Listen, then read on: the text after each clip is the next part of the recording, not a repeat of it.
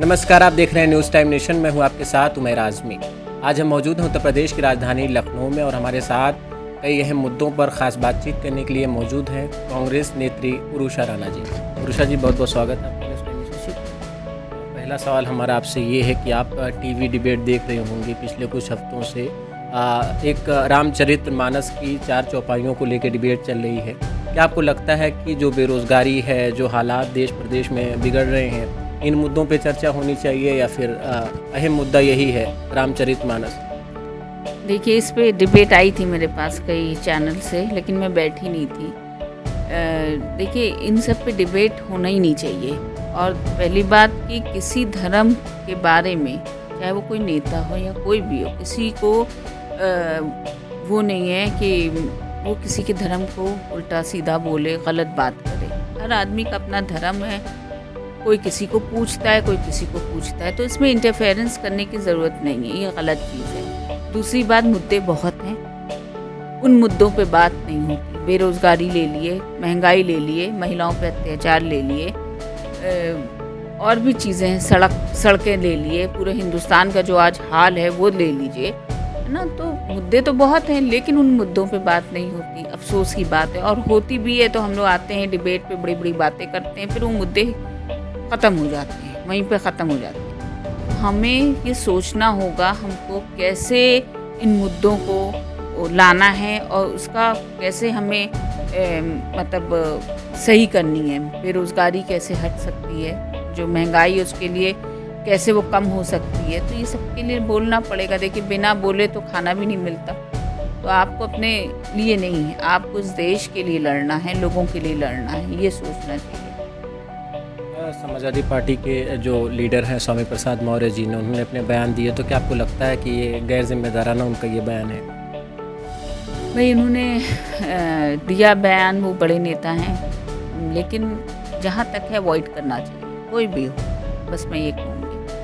अच्छा, अगला सवाल हमारा आपसे ये है कि जो राहुल गांधी जी की भारत जोड़ो यात्रा देश प्रदेश में दौरे कर रही हैं, तो क्या लगता है 2024 में आने वाले चुनाव में इसका क्या असर दिखेगा? और 2024 में जो आप लोग का संकल्प है कि कांग्रेस पार्टी की केंद्र में सरकार आएगी, तो इससे क्या बड़ा असर मिल सकता है कांग्रेस पार्टी को कि लोग जो है वो मुतवज्जह होंगे कांग्रेस की तरफ? बिल्कुल। देखिए, जहाँ तक राहुल गांधी जी की बात है, राहुल गांधी जी ने कितनी बातें बोली। कोरोना बोला, बात सच हुई। अडानी को बोला, वो बात भी सच हो गई। 7-8 बातें उन्होंने कही हो जो कि बिल्कुल प्रूफ हो गई कि हाँ, राहुल जी बिल्कुल सही बात कर रहे हैं। और रही भारत जोड़ो यात्रा की, उससे आप देख सकते हैं जो इन्होंने जहर फैलाया हुआ था हिंदू मुसलमान और पब्लिक में, वो जहर जो है ख़त्म होते दिख रहा है। और ये मैं दुआ भी करती हूँ कि अल्लाह हमारे मुल्क में मोहब्बत, सुकून और शांति दे और लोगों में मोहब्बत पैदा कर दे। यही काम राहुल जी कर रहे हैं, और देखिए, ये बहुत अच्छा काम है, नेक काम है, और ऊपर वाला भी नियत देखता है, तो ऊपर वाले की पूरी मदद आ ही रही है। और इंशाल्लाह आप देखिएगा 2024 में इसका रिज़ल्ट कांग्रेसी के हक़ में होगा, और राहुल गांधी ही प्राइम मिनिस्टर होंगे इंशाल्लाह आने वाले वक्त। उरुषा जी, आप बात कर रही हैं कांग्रेस पार्टी 2024 में आएगी आपके हिसाब से, और लोगों का जो ज़्यादातर ध्यान है वो भी कांग्रेस की तरफ है, तो आखिर वो क्या बड़े मुद्दे रहेंगे जिससे भारतीय जनता पार्टी शिकस्त खाएगी या कांग्रेस सेंट्रल में आएगी? देखिए, ये जो भारत जोड़ो यात्रा है, ये एक पॉलिटिकल यात्रा तो है नहीं। सबसे अच्छी बात है कि वो सबसे मिलते हुए चल रहे हैं, सबसे हाल चाल ले रहे हैं। जो लोग परेशान हाल हैं, किसी के पास नौकरी की परेशानी है, किसी के पास कुछ है, उनको इनकम नहीं मिल रही है, उनको मतलब बहुत तरह की जो परेशानी, महिलाएं ग्रस्त हैं महंगाई से या कुछ भी, तो वो सब वार्ता चल रही है भारत जोड़ो यात्रा में। उन्होंने की, लोगों की परेशानी समझी, अच्छा ये चीज़ है, ये है, तो ये बहुत बड़ी बात है। देखिए, नेता तो हर कोई होता है, लेकिन नेता में वो खूबी होनी चाहिए जो राजीव गांधी जी में थी, मरहूम इंदिरा गांधी जी में थी।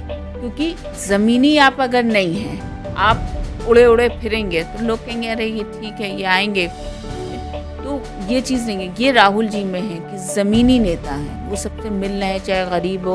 और कांग्रेस मतलब राहुल जी, प्रियंका जी, गांधी परिवार में ये बहुत अच्छी बात हमें लगती है कि उन्होंने कभी एक तो हिंदू मुस्लिम वाली बात नहीं है कांग्रेस पार्टी में। दूसरी बात, चाहे गरीब हो, चाहे वो कोई भी शख्सियत हो या कोई भी आदमी हो, वो सबसे मोहब्बत से, उनके खुलूस से मिलते हैं और सबकी परेशानी को समझते हैं। तो यही तो नेता में क्वालिटी होनी चाहिए और जनता ऐसे ही लोगों को पसंद करती है। और रही मोदी जी की जहाँ तक बात है, तो आप लोगों को सब पता है कि मोदी जी कितने बड़े झूठे हैं, बड़े बड़ बोले हैं। हाँ, वो तो आते हैं, कहते हैं मन की बात, वो मन की बात कह के चले जाते हैं। भाई मन की बात आप कर रहे हो तो दूसरे की भी तो मन की बात सुनो। मन की बात तो सुनते नहीं है जनता की, सिर्फ अपनी मन की बात करते हैं। तो हमें ऐसा नेता नहीं चाहिए, हमें राहुल गांधी जैसा नेता चाहिए जो इस देश को चला सकेगा। और कांग्रेस पार्टी ऐसे नहीं 70 साल हुकूमत की है। आज जो बना है, जितने आप एजुकेशन हब्स ले लिए, हॉस्पिटल्स ले लिए, इसकी देन है, कांग्रेस पार्टी की देन है। इन्हीं ने क्या बनाया है? इन्हीं ने तो सिर्फ अडानी को मजबूत किया और किसकी, इन्हीं ने ज़रूरतों को पूरा किया। हाँ? इन्हीं ने तो हमेशा लाइन में खड़ा कर दिया। रातों रात आपने कह दिया कि ये हो गया, वो हो गया। आप तो आते हैं रातों रात कह देंगे कि पैसा बंद हो गया, नोटबंदी करवा दी आपने, कितने बड़े बड़े मतलब आपने कांड करा दिए, कहाँ से कहाँ देश पहुँच गया। सरकार बनी। देखिए ईवीएम वही है। देखिए जब ये चोर हैं, अभी आपने देखा गुजरात में जो हुआ, गुजरात में 85 के करीब मशीनें पकड़ी गईं जिसमें 16 लाख फर्जी वोट पड़े थे, बीजेपी ने डलवाए थे। तो ये तो बिल्कुल गुंडा राज है इनके हाथ में सब कुछ है। अब तो इनके पास मीडिया तो थी, अब तो पूरी मतलब इन्हीं ने उसको भी वो कर रखा है, हमारे लॉ को, उसे क्या कहते हैं, कोर्ट को। तो हर चीज़ तो इन्हीं ने ले लिया है, ख़रीद लिया है। और कोई नहीं बिक पाता है तो उसको ये ट्रांसफ़र करा देते हैं या ऊपर ही पहुंचा देते हैं। देखिए मैंने बहुत बड़ी बात बोल दी है कि ये ऊपर पहुंचा देते हैं या ट्रांसफ़र करा देते हैं। हाँ, ट्रांसफ़र ऊपर हो जाता है या क्या कहते हैं प्रदेश के बाहर हो जाता है, जो अगर ईमानदार आदमी है। बिकने वाले तो बहुत हैं। लेकिन यहाँ पे एक और सवाल उठता है कि अगर ईवीएम से बीजेपी धांधली कर रही है तो कहीं ना विपक्ष भी तो कमज़ोर पड़ रहा है, आवाज़ नहीं उठा रहा है, धरने प्रदर्शन नहीं कर रहा है, विपक्ष बिल्कुल मर सा गया ऐसा लगता है। कुछ राजनीतिक पंडित हैं, उनका भी ये कहना है, चाहे प्रदेश में हो चाहे केंद्र में हो, विपक्ष बिल्कुल सा एकदम गुमसुम। विपक्ष कहाँ मर गया है? विपक्ष जो है सिर्फ कांग्रेस पार्टी तो है, इतनी मजबूती से खड़ी है। आप महिला का कोई वो ले लीजिए, कांग्रेस पार्टी आती है सड़क पे, बेरोजगारी ले लिए, महंगाई ले लिए, हर मुद्दे पे तो कांग्रेस पार्टी आती है। हाँ, जनता के लिए लड़ने कांग्रेस पार्टी आती है, आम आदमी के लिए जब कांग्रेस पार्टी आती है, हर लड़ाई तो कांग्रेस पार्टी लड़ रही है। अभी हमारा 8 तारीख को जंतर मंतर में बहुत बड़ा रैली होने जा रही है दिल्ली में। तो हर चीज़ मुद्दे में तो कांग्रेस पार्टी आती है। तो ये लोगों को भी समझना चाहिए कि जो ये छोटी मोटी पार्टियां आ गई हैं, जैसे केजरीवाल हैं, हाँ, ये भी बीजेपी फेस है, सब जानते हैं। ओवैसी हैं, ये भी सिर्फ ख़राब करना, मुसलमानों को डिवाइड करने वाला काम कर रहे हैं। और ये मुसलमान हो या कोई भी कौम हो, सबको समझना चाहिए कि अगर कोई देश को चला सकेगा अच्छे से तो कांग्रेस ही चला पाएगी और कोई चला नहीं पाएगी। वैसे खासतौर पर मुसलमानों को रिजर्वेशन की बात करते हैं तो कहते हैं रिजर्वेशन मुसलमानों को कहीं नहीं मिलता, सिर्फ और सिर्फ हमारे साथ आएंगे मुसलमान, उनको रिजर्वेशन। अच्छा ये बताइए, वो हैदराबाद से कूद के यहाँ आ जाते हैं लड़ने इलेक्शन, वहाँ पे लोग हैं, परेशान हैं। हाँ, और कोई भी इस्लाम में भी ये बात नहीं कही गई है कि आप सिर्फ मुसलमानों की मदद करें। इस्लाम भी कहता है कि मजलूम मीन्स नॉट मुस्लिम ओनली, मजलूम मीन्स चाहे वो हिंदू भाई हो, सिख हो या कोई भी, जो भी परेशान है वो मजलूम है। तो आप सबकी मदद करिए, है ना, पहली बात। दूसरी बात, आप वहाँ से आके यहाँ आते तो हैं, इलेक्शन के टाइम नज़र आते हैं, उसके बाद आप कहाँ चले जाते हैं? ठीक है, हार जीत अपनी जगह होती है। कांग्रेस है, नहीं आ पाई कई सालों से, 30 साल 32 साल से उत्तर प्रदेश में नहीं आ पाई, लेकिन लड़ तो रही है, आवाज़ तो उठा रही है। तो हम इलेक्शन हार गए या नहीं जीते तो हम गायब हो जाएंगे। एक सवाल आपसे कर लें, भारतीय जनता पार्टी के जो बड़े नेता हैं वो हमेशा से इल्ज़ाम लगाते रहे हैं कि समाजवादी पार्टी हो यह कांग्रेस पार्टी केंद्र में और प्रदेश में भी डूब चुकी है इनकी नैया। 2022 में इन्होंने सब कुछ करके आजमा लिया है और इनके पास जनाधार बिल्कुल भी नहीं है। देखिए, हर चीज़ का एक वक्त होता है। अल्लाह ने हर को एक वक्त मुकर्रर किया है। कोई कभी ऊपर है, कोई कभी नीचे है। ये अल्लाह के, क्योंकि ये एक साइकिल होती है और सबके साथ होती है। उरूज भी होता है और वो भी होता है, खात्मा भी होता है उसका। तो इनका उरूज है भी, लेकिन अब उरूज इनका धीमे धीमे नीचे आ रहा है। अब ये 2024 में देख लियो कि पाप का घड़ा जो होता है ना, वो भर गया है। कितना झूठ बोलेंगे, कितनी मक्कारी करेंगे, कितने लोगों को बहकाएंगे, लोगों से फरेब करेंगे। लोगों को भी समझ में आ रहा है, ऐसी बात नहीं है। जब कोरोना काल में आपने देखा था कि गंगा में कैसे लाशें बह रही थी, तो उस वक्त कहाँ थे ये? जब